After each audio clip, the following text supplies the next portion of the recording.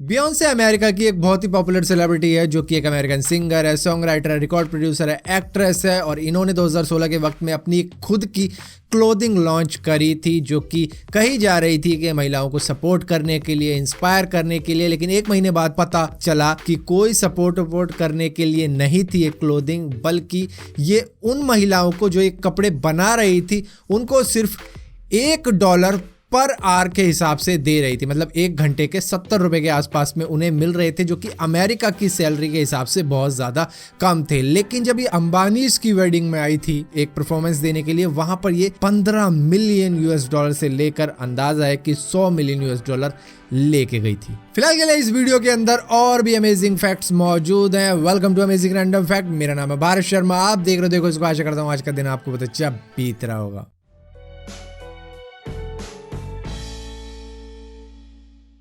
आपको मालूम है, प्रोफेशनल शूटिंग के अंदर अल्कोहल को परफॉर्मेंस एनहेंसिंग ड्रग की तौर पर कंसीडर किया जाता है, जिसको शूटर अपने आप को रिलैक्स और इसी के साथ साथ अपनी हार्ट रेट को स्लो करने के लिए यूज किया करते, ताकि उनको थोड़ी सी एज मिल जाए दूसरों के मुकाबले।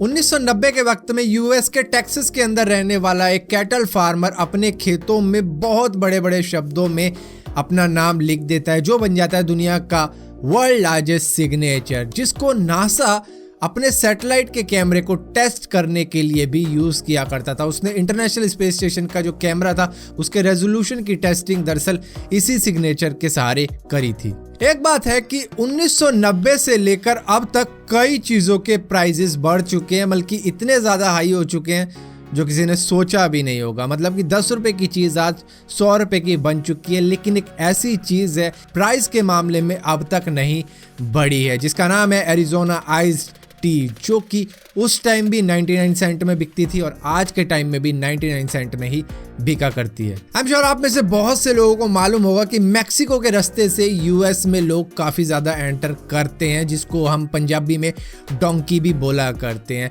और वहीं पर 2 सिटीज ऐसी हैं जो कि यूएस और मैक्सिको के बॉर्डर के बीच में पड़ती है, जहां पर कैलिफोर्निया के अंदर इसको बोला जाता है कैलेक्सिको, क्योंकि यहाँ पर मैक्सिको का आधा वर्ड ले लिया और कैलिफोर्निया का आधा ले लिया। और इसी के साथ साथ मैक्सिको के अंदर इसे बोला जाता है मैक्सिकैली, वही बात, कैलिफोर्निया का आधा ले लिया और मैक्सिको का आधा ले लिया। एप्पल की स्मार्ट वॉच की तारीफ हम सभी ने करी थी, इसने कई लोगों की क्योंकि जान भी बचाई थी। बता दिया था उनको कि आपका हार्ट सही से काम नहीं कर रहा है, आपको तुरंत हॉस्पिटल जाना चाहिए, क्योंकि इसके अंदर एक ईसीजी का फीचर है, जो कि हार्ट मॉनिटरिंग फीचर भी कह सकते हो आप। लेकिन एक डॉक्टर ने एप्पल को सू कर दिया है, क्योंकि ये जो फीचर है वो उस डॉक्टर ने इन्वेंट किया था, जिसका नाम है डॉक्टर जोसेफ विसल। इनका कहना है कि इसके अंदर एक फीचर को यूज किया जाता है जो है एट्रियल फिब्रिलेशन डिटेक्ट टेक्नोलॉजी, जो उन्होंने इन्वेंट करी थी करीबन 2016 में, जिसके लिए उनको अवार्ड भी मिला था। लेकिन एप्पल सीरीज 3 के अंदर इस टेक्नोलॉजी को यूज कर रहा है, जिसके लिए उन्होंने इसकी परमिशन नहीं ली और इनके पास में इसका पेटेंट भी है। दरअसल इस टेक्नोलॉजी को बोला जाता है फोटोप्लेथिस्मोग्राफी, जिसके लिए इन डॉक्टर ने एप्पल पर लॉसूट फाइल कर दिया है कि इन्होंने मेरे से बिना पूछे मेरा पेटेंट का मिसयूज किया है, और यहाँ पर शायद एप्पल को चुकाने पड़ सकते हैं कई मिलियन $, इन डॉक्टर को इनका पेटेंट यूज करने के लिए। आपको मालूम है, फॉक्सकॉन नाम की एक कंपनी है जो आईफोन के लिए उनके फोन मैन्युफैक्चर करती है, जिनके पास में एक वक्त था जब 1,10,000 एम्प्लॉयर्स मौजूद थे जो उनके लिए फोन मैन्युफैक्चर किया करते थे। लेकिन अब उनके पास में सिर्फ 50,000 रह चुके हैं, या फिर इससे भी कम हो चुके होंगे, क्योंकि अब उन्होंने रोबोट वगैरह खरीद लिए हैं, जिसकी वजह से जो भी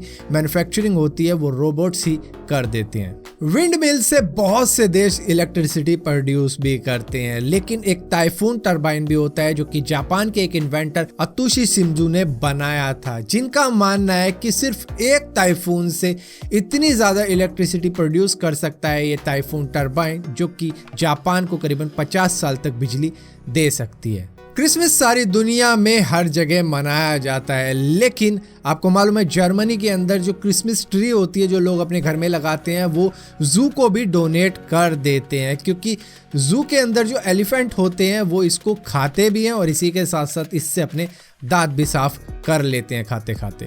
इसी के साथ साथ जापान के अंदर क्रिसमस के दौरान लोग 2-2 घंटे तक KFC के बाहर वेट करते हैं, क्योंकि वहाँ पर काफ़ी ज़्यादा पॉपुलर है KFC और क्रिसमस के टाइम पर वहाँ पर खाना एक ट्रेंड सा बन चुका है जापानीज लोगों में। फिलहाल के लिए अमेजिंग रैंडम फैक्ट्स की इस वीडियो में इतना ही था। अगर वीडियो आपको पसंद आती है तो इस वीडियो को लाइक जरूर करना, शेयर जरूर करना और इसी तरीके की और भी वीडियो देखने के लिए इस चैनल को सब्सक्राइब जरूर करना, वरना आपको मालूम भी नहीं चलेगा मैंने कोई वीडियो डाली भी है।